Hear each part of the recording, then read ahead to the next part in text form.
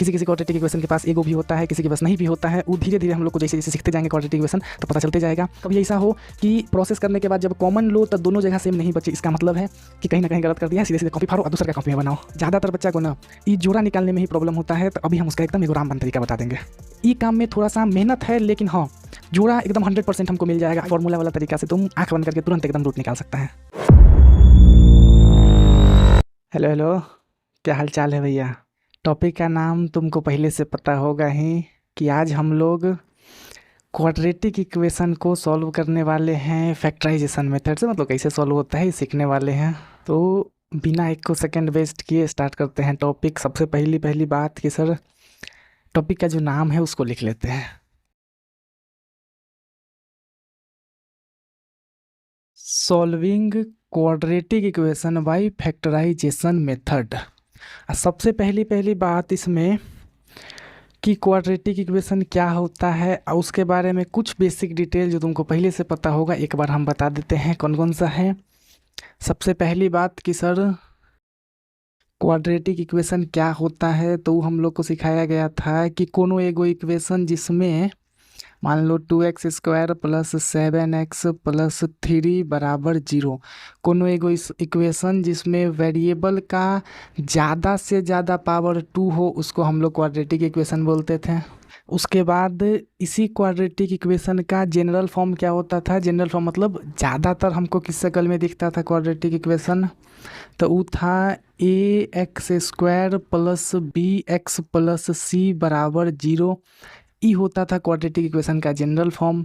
फिर इसी quadratic equation में एक ठो रूट नाम का चीज़ होता था। वो रूट क्या होता था, तो किसी क्वाड्रेटिक इक्वेशन का रूट दो ठो ऐसा नंबर होता था जिसको कि हम अल्फ़ा और बीटा बोल देते थे। दो गो ऐसा नंबर जवन को जब क्वाड्रेटिक इक्वेशन में x के जगह पर डाला जाता था तो LHS और RHS बराबर आ जाता था। वो दो गो नंबर को हम लोग क्वाड्रेटिक इक्वेशन का रूट बोलते थे।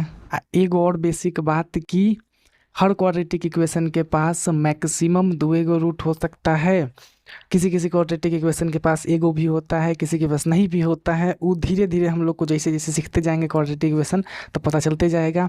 लेकिन अभी तक इतना ज़रूर मालूम होगा कि हर क्वाड्रेटिक के पास दो गो रूट होता है। इतना बेसिक समझ लेने के बाद अब एगो सवाल लेते हैं और उस सवाल से ना हम लोग समझते हैं कि फैक्टराइजेशन से रूट कैसे निकालते हैं।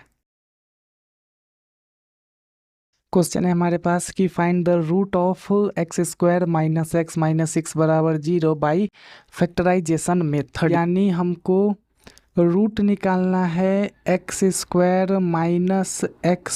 6 = 0 का फैक्टराइजेशन मेथड से। तो एक एक करके हम एक एक स्टेप बताते जाएंगे, तुम ध्यान से सुनते जाना कि इसमें क्या क्या हो रहा है। सबसे पहले जब क्वाड्रेटिक इक्वेशन तुम्हारे पास लिखा हुआ है ना, तुम उसको जनरल फॉर्म से कंपैरिजन करके a b और c का वैल्यू निकाल लो। तो यहाँ पे हम जनरल फॉर्म से अगर कंपैरिजन करेंगे तो a के जगह पर कुछ नहीं है मतलब 1 है, तो a = 1 हो जाएगा। फिर b के जगह पर सिर्फ एगो माइनस साइन है और 1 तो छुपल रहता है, यानी b = -1 हो जाएगा। और c के जगह पर तो -6 है ही, ठीक है। a b c लिख लो। अब क्या करो कि a और c का गुना करके एक जगह लिख लो और b को एक जगह लिख लो। तो a और c का गुना करेंगे तो a × c बराबर हो जाएगा -6 और साथ में b बराबर हो जाएगा -1। पहला स्टेप a b c का वैल्यू लिखे, दूसरा का स्टेप a c और b को एक जगह लिख लिए। अब जो तुम्हारा AC में नंबर आया है उसको ना तुमको इस तरीके से दो गो नंबर में तोड़ना है, यानी -6 को हमको इस तरीके से दो गो नंबर में तोड़ना है कि वापस से गुना करके तो यही आ जाए। कहे कि गुना करके ये लाए हैं तो गुना करके वापस यही आना चाहिए, लेकिन उनको जब आपस में जोड़ा जाए ना तो -1 आ जाए। ऐसा हमको किसी भी तरीके से दो गो नंबर सोचना है जिनका मल्टीप्लाई -6 ही आए और जोड़ने पर -1 आ जाए। तो ऐसा कौन कौन सा नंबर हो सकता है? ऐसा दो गो नंबर हो जाएगा -3 और 2। अच्छा सर आप कैसे निकाल लिए ये दो गो नंबर? तो ये दो गो नंबर निकालने का एगो तरीका होता है। पहले हम लोग ई क्वाड्रेटिक को सॉल्व करने का तरीका सीख लेते हैं जिसमें इसका यूज होता है, और फिर साइड में हम लोग इसको सीख लेंगे कि ये जो दो नंबर निकालते हैं तुरंत कैसे निकालते हैं, वो मेथड होता है। ज़्यादातर बच्चा को ना ये जोड़ा निकालने में ही प्रॉब्लम होता है, तो अभी हम उसका एकदम एगो रामबन तरीका बता देंगे। लेकिन अभी हमको इतना तो पता चल गया कि हाँ सर इसका दो नंबर हमको मिल गया जिसको मल्टीप्लाई करके ही जोड़ के -1 आता है। तब तुम क्या करो, जैसे ही मिल जाए नंबर तो वापस से क्वाड्रेटिक इक्वेशन को तुम दोबारा लिख लो यहाँ पर। तो x² माइनस x माइनस 6 बराबर 0 हो जाएगा। फिर उसके बाद ये जो b है इसमें उसके जगह पर जो दो नंबर तुमको मिला है ना, जिसको जोड़ के वापस से b ही आ जाता है, उसको तुम यहाँ डाल दो, यानी x² को पहले ऐसा ही उतार दो। फिर उसके बाद ये जो -1 लिखा हुआ है इसके जगह तो -3 + 2 -3 + 2x लिख दो, काहे कि -3 या +2 वापस से -1 ही हो जाएगा, 1 गायब हो जाएगा, यानी सीधे सीधे यहाँ x वापस बच ही जाएगा। यहाँ पे ऐसा नहीं हो रहा है कि इसका मल्टीप्लाई हो रहा है, काहे कि यहाँ से जब एगो साइन के साथ माइनस साइन के साथ बाहर निकलेगा तो ये मल्टीप्लाई में नहीं माइनस साइन के साथ अलग रहेगा ये। अब फिर उसके बाद जो -6 है उसको लिख के 0 के बराबर कर दो।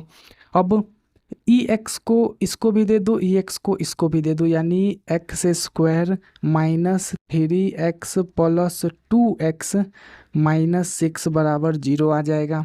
अब वापस से जब हम इसको सॉल्व करेंगे तो -3x + 2x -1x ही आ जाएगा जो कि यहाँ है। अब फिर से एक बार सुनो क्या क्या किए हैं। पहले ABC का वैल्यू लिखे, फिर AC और B को अलग अलग लिख लिए, फिर AC को ऐसे दो नंबर में तोड़े हैं कि मल्टीप्लाई करके तो वापस वही आ जाए, लेकिन ऐड करने पर यहाँ वाला B आ जाए। फिर B के जगह पर हम वो दो नंबर रख दिए, X को वो दोनों नंबर के साथ भेज दिए। अब इनमें ना शुरुआत के दो टर्म और लास्ट के दो टर्म में से जो भी चीज़ कॉमन आ रहा है उसको कॉमन निकाल लो। जैसे इन दोनों में देखा जाए तो यहाँ पर 2 x है, यहाँ 1 x है, यानी x कॉमन आ रहा है, तो हम लोग क्या करेंगे यहाँ से 1 x कॉमन ले लेंगे। जब 1 x कॉमन लेंगे तो अंदर में बचेगा सिर्फ 1 x, माइनस है तो माइनस, और साथ में x यहाँ से बाहर ले लिए तो यहाँ बचेगा 3। फिर उसके बाद लास्ट के दो टर्म में से जो भी कॉमन आ रहा है वो ले लो। हमेशा ध्यान रखना कि शुरुआत के दो टर्म में से लेते हैं फिर लास्ट के दो टर्म में से। तो इन दोनों में हमको प्लस का 2 कॉमन आ रहा है, काहे कि 2 यहाँ भी है और 2 3 या 6 होता है तो 2 इसमें भी है, तो 2 कॉमन लेंगे तो अंदर बचेगा x, फिर माइनस यहाँ से 2 कॉमन लेंगे तो बचेगा 3, फिर से 2 3 या 6 हो जाएगा, बराबर हो जाएगा 0। अब जब भी तुम इतना प्रोसेस कर लो कॉमन लेने के बाद ना यहाँ और यहाँ जो बचा है अगर एकदम सेम बच गया, इसका मतलब है कि जो पूरा प्रोसेस तुम किया है वो सही किया है। और अगर कभी ऐसा हो कि प्रोसेस करने के बाद जब कॉमन लो तो दोनों जगह सेम नहीं बचे, इसका मतलब है कि कहीं ना कहीं गलत कर दिया है, सीधे सीधे कॉपी फाड़ो और दूसरे का कॉपी में बनाओ। अब इतना करने के बाद ये जो सेम चीज़ आया है ना उसको कॉमन ले लेंगे बाहर, तो इसको अगर कॉमन लेंगे तो वो हो जाएगा, यहाँ से x-3 कॉमन लेंगे, x-3, और यहाँ से भी x-3 कॉमन लिए तो बचेगा क्या क्या, तो अंदर में बचेगा यहाँ पर पूरा में से x-3 बाहर आया तो बचेगा x, फिर उसके बाद इस पूरे में से x-3 बाहर आया तो बचेगा 2 और साथ में बराबर 0 है। इतना हो गया, ई हो गया मेरे पास क्वाड्रेटिक इक्वेशन फैक्टराइज। क्या है कि फैक्टराइज का यही मतलब होता है कि 2-3 को के गुना में लिख देना, तो फैक्टराइज कर लिए। अब रूट कैसे निकालेंगे, तो फैक्टराइज करने के बाद जो 2 हिस्सा तुमको मिलेगा ना, तुम उन दोनों हिस्सा को 0 के बराबर कर देना, वहाँ से x का जो वैल्यू तुमको मिलेगा वही मेरा इस क्वाड्रेटिक इक्वेशन का रूट हो जाएगा। तो यहाँ एगो हिस्सा है x-3, अब इसके आगे का काम यहाँ पर करते हैं। एगो है x-3, तो x-3 को कर दो 0 के बराबर, फिर दूसरा का है x + 2, तो x + 2 को कर दो 0 के बराबर। तो यहाँ से x का वैल्यू निकालने के लिए 3 कोने भेजेंगे तो माइनस का जो 3 है वो प्लस का बन जाएगा। फिर यहाँ x का वैल्यू निकालने के लिए 2 कोने भेजेंगे जो कि माइनस का 2 बन जाएगा, यानी x का जो 2 वैल्यू मेरे पास आया वो आया 3 और -2, और यही 2 रूट हो जाएगा इस क्वाड्रेटिक इक्वेशन का। ई तरीका से हम लोग किसी भी क्वाड्रेटिक इक्वेशन का फैक्टराइज करके रूट निकाल सकते हैं। इसमें किए क्या क्या, सबसे पहले ए बी सी का वैल्यू लिखे, फिर उसके बाद ए सी को अलग बी को अलग लिखे, ए सी को इस तरीके से दो नंबर में तोड़े कि गुना करके तो वापस वही आ जाए, लेकिन जोड़ने के बाद बी के बराबर आए। फिर बी के जगह पर हम दो नंबर रख दिए, एक्स को अलग अलग दोनों को दे दिए। फिर उसके बाद इन दोनों में से जो कॉमन आ रहा है उसको कॉमन लिए। फिर सेम चीज़ हमको दोबारा दिख गया, दोबारा से कॉमन लिए। फिर कुछ ऐसा शक्ल आ गया, वहाँ से जो दो हिस्सा मिला उसको 0 के बराबर किए, एक्स का वैल्यू आ गया। अब बात ही रह जाता है कि ई वाला पेयर कैसे निकला, जो कि इस मेथड में बहुत काम आता है। तो अब ई बात को समझो कि हम लोग ई पेयर को कैसे निकालें। अगर यहाँ सिचुएशन देखा जाए पिछला वाला, तो हमको प्रोडक्ट जो लाना था वो -6 ही लाना था, इनका गुना करके यही आना चाहिए था। लेकिन जो सम लाना था यानी जोड़ के आना चाहिए, वो आना चाहिए था -1। ठीक है, कुछ ऐसा काम था मेरा। तो इसको करने के लिए ना तुम क्या करना है कि माइनस साइन प्लस साइन को अभी भूल जाना, सीधे सीधे प्रोडक्ट 6 आना चाहिए, तो तुम 6 को उठाओ। अब एक एक करके ना जोड़ा बनाते जाओ। किस तरीके से, तो सबसे पहले जोड़ा में 1 लिखाएगा, फिर उसके बाद 2 लिखाएगा, दूसरा का नंबर क्या लिखाएगा ये बताते हैं। सबसे पहले जोड़ा बनाते जाओ, जोड़ा में 1 लिखाएगा, 2 लिखाएगा, 3 लिखाएगा। उसके बाद इस नंबर को 1 से डिवाइड करने पर जो आंसर आता है वो यहाँ लिखाएगा, इस नंबर को 2 से डिवाइड करने पर जो आंसर आता है वो यहाँ लिखाएगा। इसी तरीके से जब तक जोड़ा इसका बन रहा है तब तक हम लोग बनाएंगे। साथ में हर जोड़ा पर ना हम लोग ये चेक करेंगे कि क्या जो जोड़ा बन रहा है उसका प्लस या माइनस करके ऐसा नंबर आ रहा है कि नहीं। साइन के साथ नहीं, सिर्फ नंबर का सोचेंगे अभी। तो देखो सबसे पहले 1 लिख लिए। अब 1 से ई कितना बार में कटेगा, तो 1 से ही कटेगा 6 बार में, तो 6 लिख देंगे। अब इसको जोड़ के या घटा के देखेंगे कि 1 आ रहा है कि नहीं। तो 6 और 1 7 होता है, 6 में से 1 घटता है तो 5 आता है। इसका मतलब है कि 1 वाला काम नहीं हो रहा है। फिर उसके बाद दूसरा का जोड़ा बनाएंगे। दूसरा का जोड़ा में यहाँ 2 है, तो 2 से जब 6 को डिवाइड देंगे तो आएगा 3। अब जोड़ा मिल गया। फिर से हम इसके साथ देखेंगे कि या जोड़ के या घटा के 1 आ रहा है, तो 3 और 2 5 जोड़ के तो नहीं आ रहा है, लेकिन 3 में से जब 2 घटा रहे हैं तो 1 आ रहा है। इसका मतलब है कि यही जो जोड़ा है ना, यही मेरे काम का जोड़ा है। लेकिन अभी भी साइन किसको क्या देंगे नहीं पता है, तो हम क्या करते हैं, इस जोड़ा को नीचे लिख लेते हैं कि 2 और 3। अभी हम चाहें तो जोड़ा को और आगे भी बना सकते हैं, लेकिन मेरा काम यही हो गया। थोड़ा सा हम तुमको आगे बना के दिखाते हैं। 2 हो गया, फिर उसके बाद यहाँ 3 लेते और 6 को 3 से डिवाइड करते, तो 6 को जब 3 से डिवाइड करेंगे तो 2 आएगा। इस तरीके से भी जोड़ा बन सकता है। फिर और अगर आगे जाते, यहाँ 3 लिए तो यहाँ पर 4 लेते हैं। 4 यहाँ नहीं लेंगे, काहे कि 4 से 6 नहीं करता है, तो जो नंबर से ई नंबर नहीं करता है ना वो यहाँ पर नहीं आएगा। 1 आया, 2 आया, 3 आया, फिर 4 नहीं आएगा, फिर 5 नहीं आएगा, फिर 6 आएगा, काहे कि 6 से ही कटता है।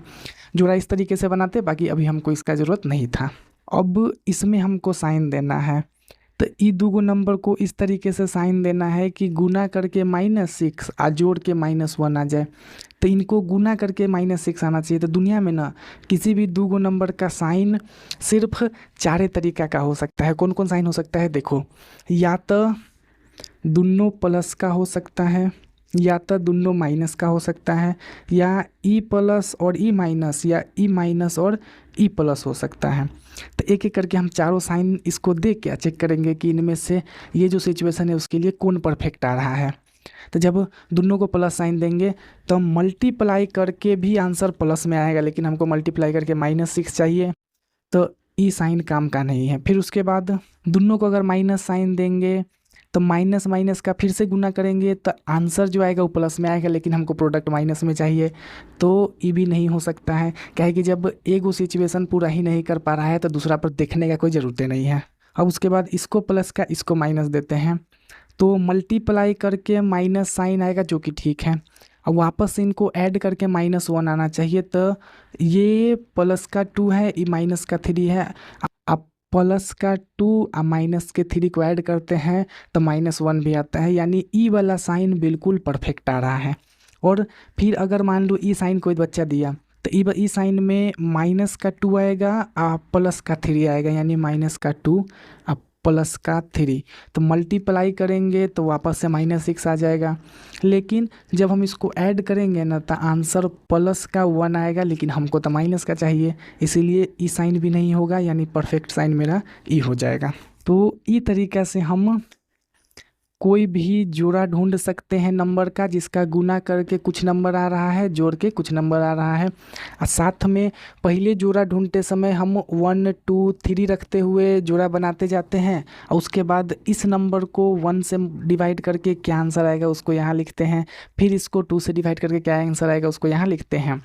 लास्ट में जब भी हमको ऐसा नंबर मिल जाता है जिनको जोड़ के या घटा के ई आ रहा होता है, तब हम क्या करते हैं, उसको साइन बांटते हैं, और चारों साइन में से जो साइन मेरा परफेक्ट मिल जाता है उस साइन के साथ नंबर को लिख देते हैं, मेरा जोड़ा निकल के आ जाता है। बात समझ में आ रहा है ना? तो यहीं पर हमारा टॉपिक ख़त्म हो जाएगा। इसमें हम किए क्या क्या, पहली बात हमारा जो टॉपिक था कि फैक्टराइजेशन से रूट कैसे निकालते हैं ये सीख लिए। फिर उसके बाद रूट निकालते समय एगो टॉपिक आया कि नंबर का प्रोडक्ट सम हमको पता रहे तो 2 नंबर कैसे निकालते हैं। तो इस तरीक़ा से हम लोग निकाल सकते हैं। कभी कभी क्या होता है कि यहाँ नंबर बहुत बड़ा रहता है तो ऐसा जोड़ा बहुत सारा बनाना पड़ता है, लेकिन हाँ ये ध्यान रखना कि किसी भी नंबर के लिए जो जोड़ा बनेगा ना वो लिमिटेड बनेगा। किसी के लिए 5 गो 7 गो 10 गो कितना ही बने, लेकिन लिमिटेड बनेगा। यानी ये काम में थोड़ा सा मेहनत है, लेकिन हाँ जोड़ा एकदम 100% हमको मिल जाएगा। ऐसा कभी नहीं होगा कि आंसर ना मिल सके। लेकिन अगर खुद से जो बच्चा मन में सोचता है ना तो बहुत बार ज़्यादा टाइम लग जाता है, लेकिन बच्चा नहीं सोच पाता है। छोटा छोटा नंबर के लिए ये सब जैसे 6 है और -1 है, इसके लिए तो हम लोग मन में भी सोच सकते हैं, लेकिन बड़ा नंबर के लिए ये वाला मेथड काम आएगा। टॉपिक तो ख़त्म हो चुका है, लेकिन एक और बात सुन लो कि इसी क्वाड्रेटिक इक्वेशन को सॉल्व करने का ना एक ठो फॉर्मूला वाला तरीका होता है, जिसमें ये सब जोड़ा वोड़ा नहीं ढूंढना पड़ता है।